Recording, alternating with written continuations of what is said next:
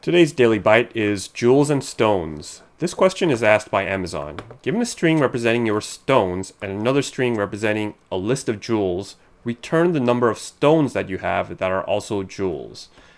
So we have our joules here. These are all joules. And out of these stones, 2 of them are joules. So we return 2.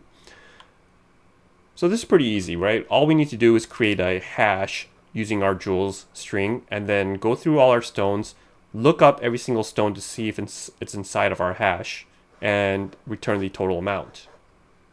So let's go ahead and do that. I'm going to copy all these examples, and what I'll do is comment this out, this out. Oops. And we'll just name them a little bit differently. Oops. 1, 2, 2, 3, 3. So let's write our function here, joules and stones.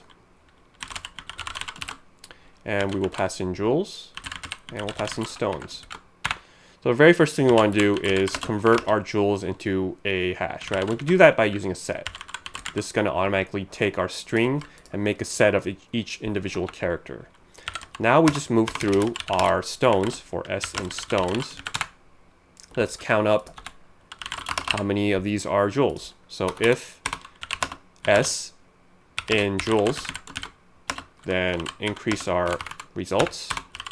Finally, return these results. And I believe that's it. Let's make sure this works. Joules and stones. I'm going to pass in joules 1, stones 1. We'll do that with 2 and 3 as well.